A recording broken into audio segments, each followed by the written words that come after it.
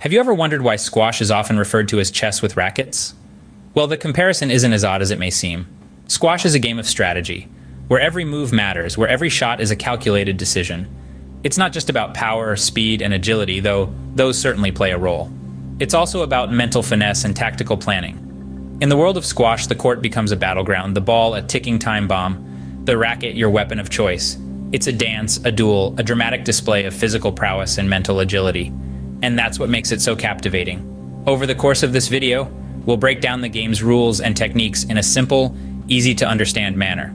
We'll guide you through the intricacies of squash, from the basic strokes to the complex plays. Ready to dive into the fast-paced, strategic world of squash? Buckle up. Before understanding the rules, we must first understand the basics of squash.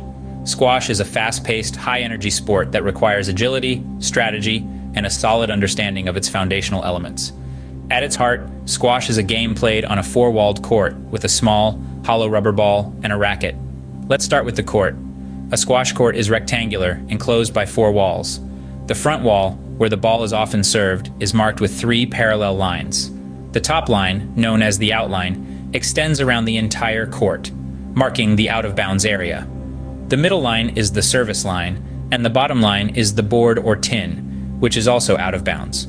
Then there are two boxes on the floor, known as service boxes, where the server must stand while serving. Next, we have the racket.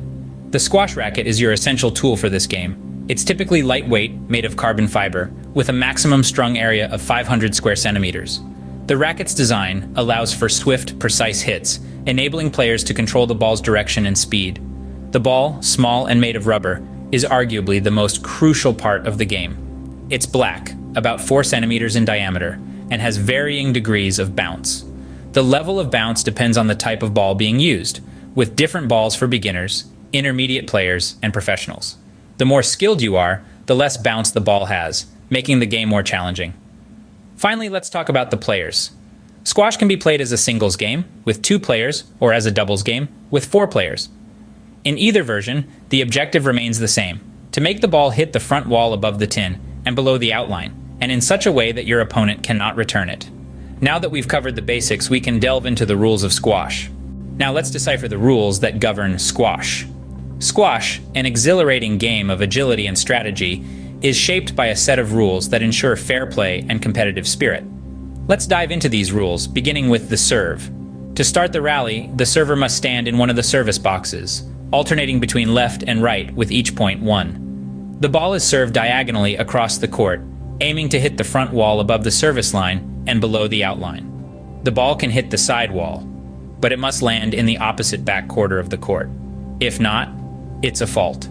Moving on to scoring, squash follows a hand-in-hand-out system. This means only the server has the opportunity to score points. If the server wins the rally, they score a point and continue to serve. But if the receiver wins, they don't score. Instead, they take over as the server, giving them a chance to score in the next rally. What about faults? Well, a fault in squash can occur in various ways. If the ball hits the player, goes out of the court boundaries, or fails to hit the front wall, it's a fault. Additionally, if the ball bounces on the floor twice before being hit, that's also a fault. Fair play is integral to squash. It's crucial to avoid blocking your opponent's shot or swing. If a player feels obstructed, they can call for a let, halting the play. The referee then decides whether to replay the point or award it to the obstructed player. Lastly, it's worth noting that squash is typically played to 9 or 11 points, depending on the agreed format. However, the game must be won by at least 2 clear points. So, if the score reaches 8-all or 10-all, play continues until one player leads by 2 points. Those are the rules of squash. Simple, isn't it? Now, on to the techniques. Techniques are the tools that can help you excel at squash. Let's dive into some of the most effective strategies that can elevate your game. First, we have the different types of shots. The drive shot is a fundamental technique in squash. It's a straight shot that flies parallel to the sidewalls, keeping your opponent at bay. Then there's the boast shot. This is a tricky one, where you hit the ball onto the sidewall before it reaches the front wall. It's a deceptive move that can catch your opponent off guard. And last but not least, we have the drop shot. Executed correctly, it's a swift, soft hit that just barely makes it to the front wall, forcing your opponent to scramble. Now let's shift gears and talk about movement and positioning on the court. Squash is a fast-paced game, and being in the right place at the right time can make all the difference. Here, the tee position comes into play. This is the central spot on the court where you're most likely to be able to reach any shot. From here, you can easily anticipate your opponent's next move, making it easier to play a counter shot. But remember, mastering these techniques requires practice and understanding of the game. It's not just about hitting the ball, it's about outsmarting your opponent. Think of each shot as a chess move, each step as a calculated risk. Your positioning should be as fluid as water, adapting to your opponent's moves. Your shots should be as sharp as a knife, cutting through your opponent's defenses. And don't forget, squash is also about stamina and agility. Regular fitness training should be an integral part of your routine. It's not just about the techniques you learn, it's about the physical strength and endurance you build. So there you have it, the drive, boast and drop shots, the tee position, and the importance of fitness in squash. These techniques can be your game changers. Practice them to become a pro at squash. Let's take a moment to summarize what we've learned today. Squash, a high-speed racket sport, is not just about physical prowess, but also strategic thinking. We've covered the basics, from the structure of the court to the essential gear needed.